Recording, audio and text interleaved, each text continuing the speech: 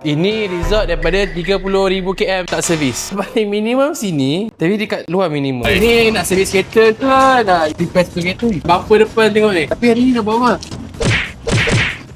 Last service dia ialah 22,1578. Sekarang dah 25,1306. So 30,000. Hari ni dia tengok kalau ada minyak keluar ke tak daripada dia enjin dia. Bumper out, pintu out, semua out. Payah buat main-main je. Jom kita tengok buat inspection jap. Owner tu cakap dia dah tukar brake pad, tapi kita cuba masukkan yang ni. Paling lowest dia ni scam ni. Dia nak sebelah. Tak percaya tengok ni. Brake pad front fail. Bumper dia dah memang macam ni lah. Lagi. Gesok. Panas. Bateri test 82. Okey lagi dengan charge 98. So okey good bateri. Pusing.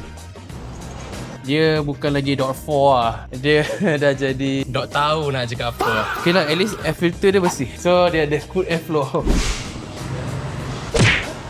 Nampak ada snow. So ni beza dia guys. Kalau kau pergi dekat museum negara, dia dah letak dalam casing. So ni yang baru lah guys. Ini result daripada 30,000 km tak servis. Paling minimum sini, tapi dekat luar minimum. Maknanya hebat orang ni. Spark plug dia pun kurang tajam. Fail. Checking semua dah buat, tapi dia tak pas lah. Kalau ada exam kan, dia memang fail lah. Sekejap ada clip, sekejap tak ada clip, sekejap ada zip tie. Leaking gila weh. Oh minyak dia memang hitam gila lah. Minyak dah keluar, kita dah keluarkan oil filter dia. Tapi memang kental lah abang ni. Dia punya minyak memang hitam, paling hitam lah. Nampak ni guys. Alright, washer je biasa lah, kena tukar. Kalau dia nak jalan lagi daripada 30,000 kan, kita pergi copper terus. Tapi saya sama je. So kita cuci sikit dulu.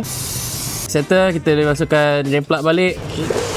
Untuk menjaga kesihatan enjin anda, gunalah meja AutoCare Primo Sintetica 5W30. Puasa ni kan, tengok air ni kan macam tengok ais lah. Tengok guys.